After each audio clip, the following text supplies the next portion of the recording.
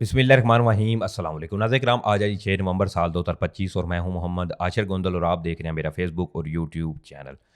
बड़ी हैरानगी के तौर पर अमरीकी एयरफोर्स का त्यारा एक भारत में लैंड हुआ है। इस हवाले से कुछ इंतहाई अहम तरीन डिटेल्स हैं जो इस वीडियो में मैं आपके सामने रखूंगा। और दूसरी तरफ पाकिस्तान और भारत की ये जो कशीदगी है, इस हवाले से भारतीय फ़िज़ाइया और पाकिस्तानी फ़िज़ाइया के हवाले से कुछ इंतहाई आम तरीन डिटेल्स वसूल हुई हैं, वो भी इस वीडियो में मैं आपके सामने रखूंगा। उम्मीद करूंगा कि आप ये वीडियो पूरी समाप्त करेंगे। समाप्त साथ साथ अगर आपको मुनासिब लगे तो मेरे इस चैनल को सब्सक्राइब कर लें। साथ में जो बेल नोटिफिकेशन है इसको लाजमी ऑन कर लीजिएगा ताकि नई आने वाली वीडियोज़ का नोटिफिकेशन आपको टाइम पर मिलता रहे। वीडियो अच्छी लगे तो वीडियो को आपने लाइक करना है, आगे दोस्तों के साथ शेयर करना है और कमेंट्स बॉक्स में पाकिस्तान जिंदाबाद का नारा आपने लाजमी कमेंट्स करना है। नाज़रीन किराम, पाकिस्तान और भारत के दरमियान जो कशीदगी है, इस हवाले से ऑलरेडी GGISPR की जानब से एक बयान भी सामने आया था जिसमें इन्होंने कहा था कि इस दफ़ा भारत की जानब से समंदरों यानी पानियों के ऊपर कोई फॉल्स फ्लैग ऑपरेशन करके पाकिस्तान के खिलाफ कोई मुहाज खोला जाएगा। लेकिन इस तमाम सूरत हाल के अंदर बड़ी ही एक इंटरेस्टिंग रिपोर्ट सामने आई है कि किस तरह से भारतीय फ़िज़ाइया के कुछ तैयारे जो हैं वो भारतीय फ़िज़ाई हदूद के बिल्कुल जो है वो पाकिस्तानी हदूद के करीब इनकी नकलो हरकत रिपोर्ट की गई और उसके बाद फिर पाकिस्तानी फ़िज़ाइया जो है वो भी हरकत में आई। इस हवाले से बड़ी एक अहम डिटेल्स है, वो आप पहले समझिए, उसके बाद फिर जो डिटेल्स अमरीकी त्यारे के हवाले से है वो भी आपके लिए जानना इंतहाई अहम है। बेसिकली इस हवाले से एक रिपोर्ट ये सामने आई कि भारतीय फ़िज़ाइया के मुतअद्दिद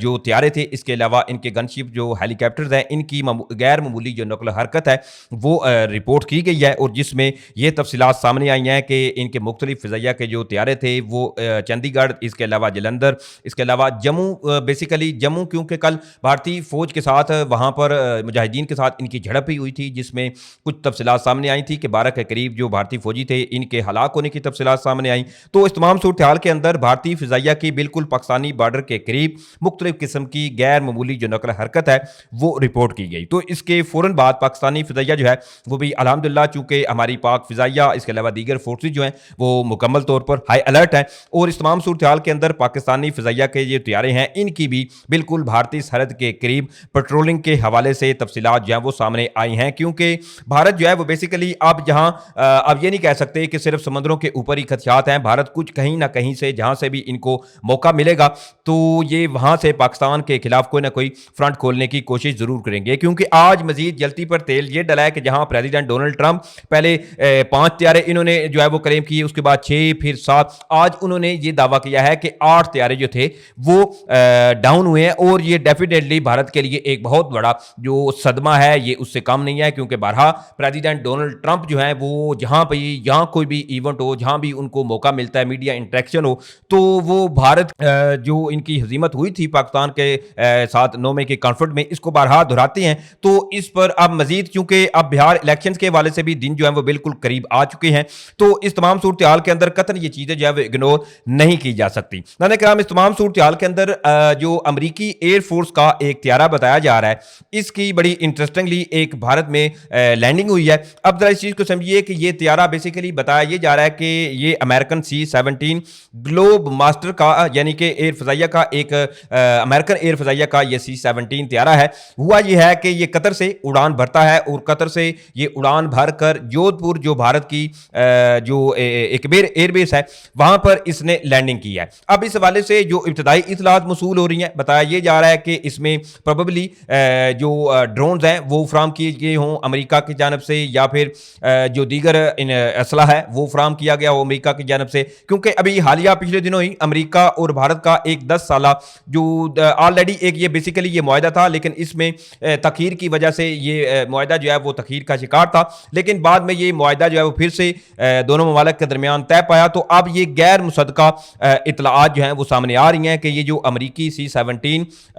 एक प्लेन उतरा है, इसमें प्रोबेबली ये जाहिर किया जा रहा है, खदशात जाहिर किए जा रहे हैं कि इसमें कोई ड्रोन या दीगर जो असला वगैरह है वो भी हो सकता है जो भारत को फ्राहम किया गया हो। क्योंकि नाज़रीन किराम, इस तमाम सूरत हाल के अंदर अमरीका जो है वो बेसिकली अमरीका की जानब से असला प्रोवाइड करना या वेपन प्रोवाइड करना ये कोई बड़ी बात नहीं है। अमरीका क्योंकि ऑलरेडी ऐसे कई ममालिक हैं जिनको असला भी प्रोवाइड करता है, इसके अलावा दीगर जो चीज़ें हैं वो भी अमेरिका की जानब से फ्राहम की जाती हैं। इस तमाम सूरत हाल के अंदर नाज़रीन किराम जहाँ पाकिस्तान और भारत का 9 मई के कॉन्फ्लिक्ट में जो तसादम हुआ था या जो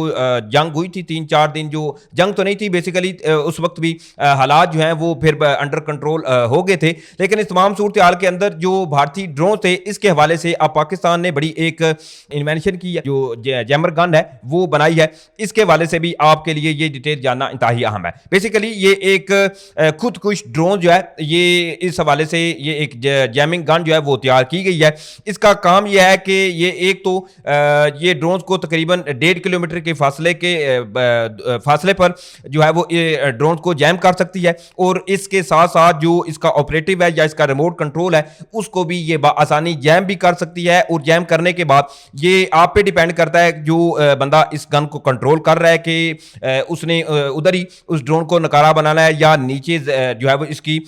बिना किसी नुकसान के लैंडिंग करवानी है। ये तमाम तर सलाहियत जो हैं वो इस गन में मौजूद है। अब बेसिकली ये जो गन बताई जा रही है ये नेशनल इलेक्ट्रॉनिक कॉम्प्लेक्स में तैयार शुदा एक सफरा ड्रोन जैमिंग गन जो है ये बताई जा रही है, जो कि कामी काजी ड्रोन्स को नकारा जो है आसानी से बना सकती है। और ये जैमिंग गन तकरीबन 1.5 किलोमीटर दूर से ड्रोन को निशाना बनाकर इसे और इसके रिमोट कंट्रोल को नकारा बना देती है। अब चूंकि मैरीटाइम एक्सपो में इस जैमिंग गन की नुमाइश कराई गई थी और जिसमें जो जैमर गन बनाने वाली कंपनी के मैनेजर हैं हमजा खालिद, इन्होंने इस वाले से यह बताया कि इस गन को मुल्की सरहदों पर नस्ब किया जा सकता है, जबकि इसके अलावा शहरों में होने वाले बड़े इवेंट्स में भी इसे इस्तेमाल किया जा सकता है। इनका मजीद यह भी कहना था कि ये गन जो है वो 3D डिग्री के एंगल पर 1.5 किलोमीटर की रेंज में काम करती है, जबकि जरूरत के मुताबिक इसके एंगल जो है वो तब्दील भी किए जा सकते हैं। इस रेंज में आने वाले ये तमाम ड्रोन्स को मुकम्मल तौर पर ये गन सलाहियत रखती है कि इनको कंट्रोल करे, और कंट्रोल करने के बाद या तो इन्हें ये मुकम्मल तौर पर नकारा बना दे या बिना किसी नुकसान के ये अपने पास इस गन के थ्रू उस ड्रोन को लैंड भी करवाया जा सकता है। इसके साथ ही मजीद इन्होंने ये भी कहा कि सरहद पार से आने वाले ड्रोन्स को इस गन की मदद से बाआसानी निशाना बनाया जा सकता है। एक सवाल के जवाब में हमजा खालिद जो है इनका यह भी कहना था कि दुश्मन की जानब से आने वाले ड्रोन कितनी ही तादाद में क्यों ना हो, क्योंकि ये गन ऐसी सलाहियत वाली है कि इस पे आप ये नहीं काउंट कर सकते कि बर वक्त ये एक ड्रोन को जो है वो जैम कर सकती है, नकारा बना सकती है, बल्कि कंपनी जो है वो ये दावा कर रही है कि चाहे कितनी तादाद में ड्रोन हो, वो जैसे ही इस गन की रेंज में आएंगे तो इस गन की मदद से आप ना सिर्फ उन ड्रोन्स को जो है वो जैम कर सकते हैं, हैक कर सकते हैं, उनका सिस्टम पूरा आप नाकाम बनाकर या तो आपको इसको ड्रोन को फिजा में जो है वो नकारा बना सकते हैं या फिर इसको बिना किसी नुकसान के आप ड्रोन जो है इसको लैंड भी करवा सकते हैं। तो यकीनी तौर पर ये पाकिस्तान की बड़ी एक अच्छी इजाद है, क्योंकि इस तमाम सूरत हाल के अंदर क्यों जिस तरह से भारत की जो तैयारियां नजर आ रही हैं जदीद ड्रोन, इसके अलावा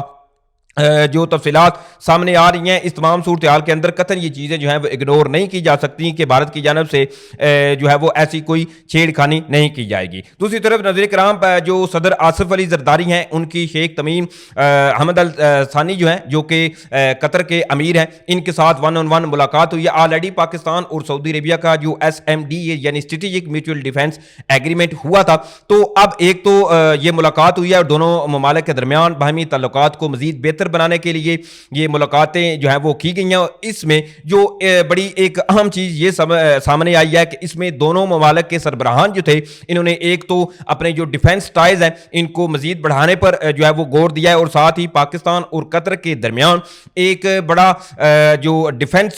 का MOU है इसके वाले से भी ये तफसीलात सामने आ रही हैं कि जल्द कतर और पाकिस्तान के दरमियान भी एक बड़ा अच्छा और तगड़ा किस्म का जो डिफेंस MOU है वो भी साइन होने जा रहा है। अब इस हवाले से चूंकि ये मुलाकात सदर आसिफ अली जरदारी इसके अलावा कतर की जो शेख तमीम हमद अल सानी है तो इन दोनों के दरमियान हुई है। ऑलरेडी ये ऐसी कई खबरें पहले भी सामने आई कि पाकिस्तान और सऊदी अरेबिया का जो बाहमी दिफाई मुआहदा हुआ है इसमें कतर जो है वो भी शामिल होने जा रहा है, लेकिन अभी तक चूंकि कतर की जानब से कोई ऐसी स्टेटमेंट जो है वो सामने नहीं आई थी। इस मुलाकात के बाद अब जो फर्दर चीजें सामने आई हैं बताया ये जा रहा है कि दोनों ममालिक के दरमियान एक बड़ा ही अहम जो जो डिफेंस